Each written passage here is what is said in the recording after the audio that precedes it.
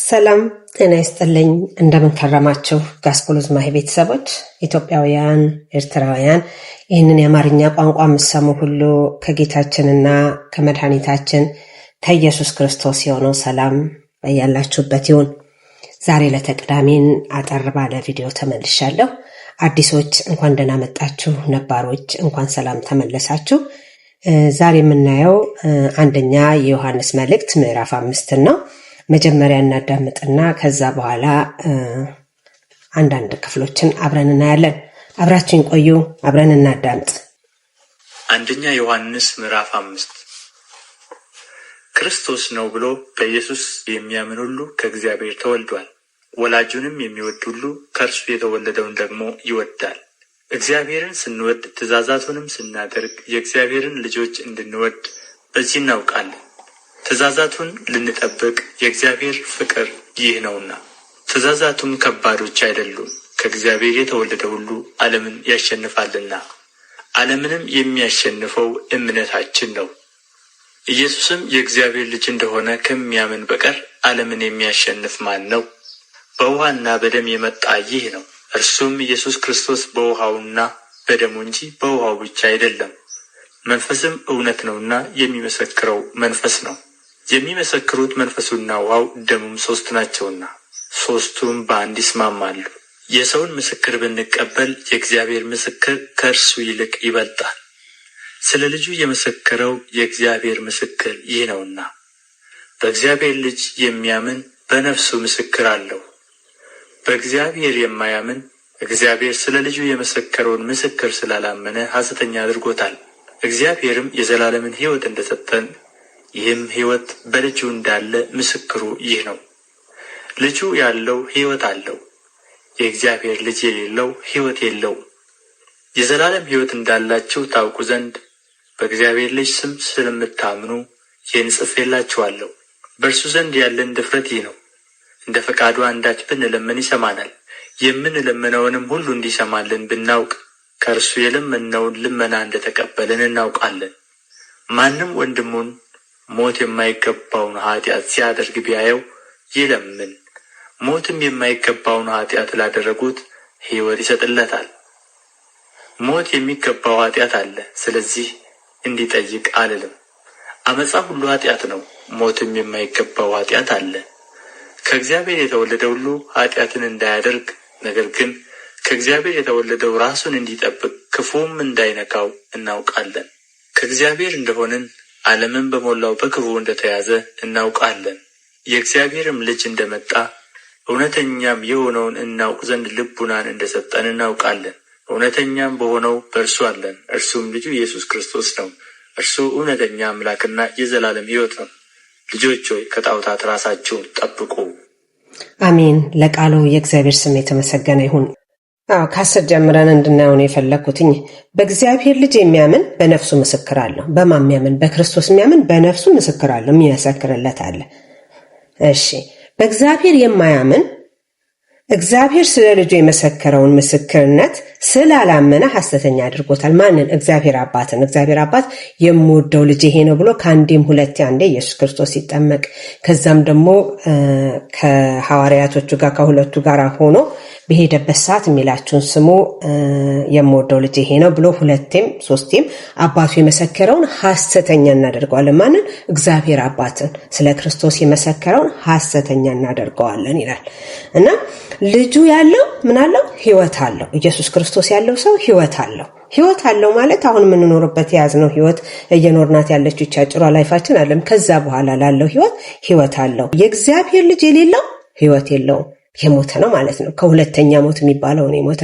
የእግዚአብሔር ልጅ የሌለው ሕይወት የለውም። ያለን ነፍስ ላይ ታበቃለች ማለት ነው። ከዛ በኋላ ያለውን ሕይወት አይኖረንም ማለት ነው። የዘላለም ሕይወት እንዳላችሁ ታውቁ ዘንድ በእግዚአብሔር ልጅ ስም ለምታምኑ ይህን ጻፍኩላችሁ ይላል። የዘላለም ሕይወት እንዳላችሁ አልሰምታችሁ ከሆነ ታውቁ ዘንድ በእግዚአብሔር ልጅ ለምታምኑ፣ በክርስቶስ ለምታምኑ ይህን ጻፍኩላችሁ። ለማያምን አይደለም፣ ለምታምኑ ይህን ጻፍኩላችሁ። በእርሱ ዘንድ ያለን ድፍረት ይህ ነው፣ በእግዚአብሔር ፊት ያለን ድፍረት እንደ ፈቃዱ አንዳች ብንለምን ይሰማናልና። ትዝ ይላችኋል፣ ኢየሱስ ክርስቶስ ወደ መስቀል ሲሄድ አባት ሆይ ፈቃደ ቢሆን እቺ ጽዋ ከኔ ትለፍ ብሎ ነበር። የእግዚአብሔር ፈቃድ ስላልሆነ የብዙ ሰዎች መዳኛ ስለሆነ ግን እግዚአብሔር አባት አልፈቀደም ይሻላልም። ያችን ጽዋ ኢየሱስ ክርስቶስ መቅመስ ስለነበረበት እኛ ለመዳን ማለት ነው። እንደ ፈቃዱ አንዳች ብንለምነው እንደ ፈቃዱ እንዳንተ ፈቃድ እንዳለ ኢየሱስ ክርስቶስ እኛም እንደ ፈቃዱ አንዳች ብንለምን ይሰማናልና። እግዚአብሔር እንደ ፈቃዱ ከሆነ ይሰማናል ማለት ነው። እኛ እንደ ፈቃዳችን ስንል ግን እሳት የሚያስበላ ነገር ይሆናልን የምጠይቀው እግዚአብሔርን። ህይወቴን አደጋ ላይ የሚጥል ነገር ይሆናል እግዚአብሔርን የምጠይቀው። እግዚአብሔር አይፈቅድልኝም። ከዛ እንዲላለ ወይኔ ጸሎቴን አልሰማኝም፣ ጸሎቴ እኮ አልተሰማም። ያ ጸሎት ግን እሺ ብለኝ እግዚአብሔር ከባድ ነገር የያዘ ነገር ሊሆን ይችላል። እግዚአብሔር የማይሆንን ነገር አይሰጠንም፣ ይከለክለናል። የምንጠይቀውን ሁሉ አይደለም የምንቀበለው፣ የሚያስፈልገንን ነው ከእግዚአብሔር የምንቀበለው። ስለዚህ እግዚአብሔርን እንደ ሐሳቡ እንደ ፈቃድህ ቢሆን ይሄን ብታደርግልኝ፣ እግዚአብሔር ብትፈቅድ ይሄ ቢሆንልኝ እንለዋለን ማለት ነው። ፈቃዱ ከሆነ እግዚአብሔር የምንፈልገውን ነገርና ጸሎት ይሰማናል ማለት ነው። አንድ ነገር ለምነን እንደተደረገልን ደግሞ እናመሰግነዋለን አይደል? ካላመንን ግን ያላመነ ምንም አይቀበልም ነው የሚለው። ምክንያቱም የወላወለ ከእግዚአብሔር አንዳች አይቀበልም ይላልና ለምሳሌ ስለ ተቸገርንበት ነገር እግዚአብሔርን ጠይቀን ስላደረክልኝ ደግሞ አመሰግንሃለሁ፣ ይሄንን ጠይቄ ስላረክልኝ አመሰግንሃለሁ፣ ምክንያቱም እንደተቀበላችሁ ወቁ፣ ድፍረታችን ይሄ ነው እያለን ነው ማለት ነው።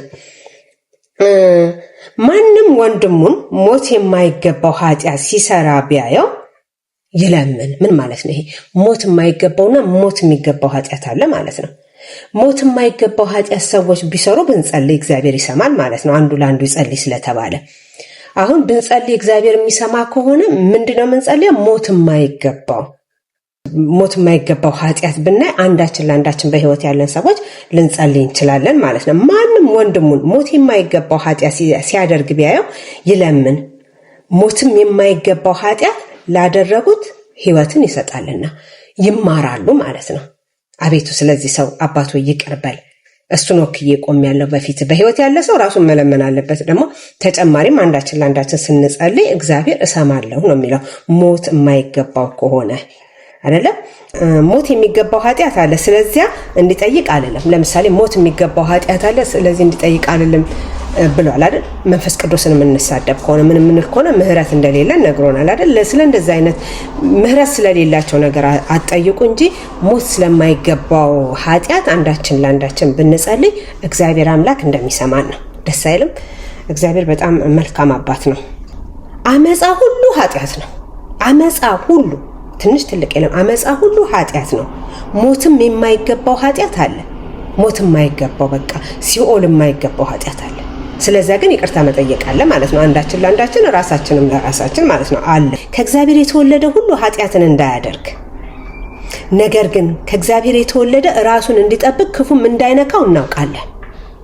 ከእግዚአብሔር መወለድ ማለት ምንድን ነው?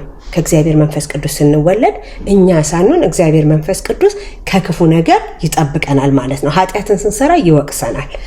የተሳሳተ ነገር ልናደርግ ስንል አእምሯችንን ይወቅሰዋል። ይሄ የሚገባ ነገር ነው ይላል። ስለዚህ ኃጢአትን ለመስራት ከእግዚአብሔር የተወለደ አይችልም እያለን ነው ማለት ነው። አይችልምና ራሱን እንዲጠብቅ ክፉም እንዳይነካው እናውቃለን። ራስም እንዲጠብቅ ክፉም እንዳይነካው እናውቃለን። ለምን? ከእግዚአብሔር ስለተወለደ የእግዚአብሔር መንፈስ እርዳታ ስላለው ማለት ነው። ከእግዚአብሔር እንደሆነ ዓለም በሞላው በክፉ እንደተያዘ እናውቃለን። አሁን ዓለም ላይ ያለውን ክፋት አይተን እናውቃለን አይደለ? ዓለም የሆነ ችግር ልትወልድ እንዳረገዘች ክፉ ነገር ብቻ ነው የምንሰማው። ያንን ራሱ ማወቅ የምንችለው ዓለም ክፉ ነገር መያዟንና ማርገዟን ምን ስንሆን ነው?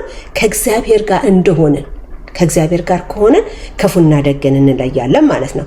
ክፉ የሆኑ ነገሮች እየመጡ እንደሆነ፣ ሰው ለሰው ክብር እያጣ እንደሆነ፣ የሰው ነፍስ ከንቱ እየሆነ እንደሆነ፣ ጥላቻ እየነገሰ እንደሆነ፣ ጦርነት እየነገሰ፣ አለመግባባት እየነገሰ ከሆነ ዓለም በክፋት መያዙን እናውቃለን ነው የሚለው። ከእግዚአብሔር ጋር ከሆነ ማለት ነው። የእግዚአብሔር ልጅ እንደመጣ እውነተኛም የሆነውን ነገር እናውቅ ዘንድ ልቦናን እንደሰጠን እናውቃለን። የምናስብበት፣ የምናብሰለስልበት፣ ነገሮችን የምንመዝንበት፣ እውነትና ውሸትን የምንለይበት ነገር እንደሰጠን እናውቃለን። እውነተኛም በሆነ በእርሱ አለን፣ እርሱም ልጁ ኢየሱስ ክርስቶስ ነው፣ ሌላ አይደለም። እሱም ልጁ ኢየሱስ ክርስቶስ ነው። እርሱ እውነተኛ አምላክና የዘላለም ሕይወት ነው። እሱ እውነተኛ አምላክና የዘላለም ሕይወት ነው። አምላክም የዘላለም ሕይወትም ነው። ልጆች ሆይ ከጣዖታት ራሳችሁን ጠብቁ ይለናል። በጣም ደስ የሚል የመጽሐፍ ቅዱስ ክፍል ነው። ዛሬ ለቅዳሜ ይዤላችሁ የቀረብኩትኝ የአንደኛ የዮሐንስ መልእክት ምዕራፍ 5 ነበረ። ያየነው ደግሞ ከቁጥር 10 እስከ 21 ያለውን ነበረ። ዕለተ ቅዳሜን አብራችሁኝ ስለቆያችሁ ከልብ እያመሰገንኩኝ ሮብን በኦዲዮ ቅዳሜን ደግሞ በቪዲዮ ተመልሼ እስካያችሁ ድረስ መልካም ዕለተ ቅዳሜ ይሁንላችሁ። ሰላም ቆዩኝ። ሰላም ያገናኘን።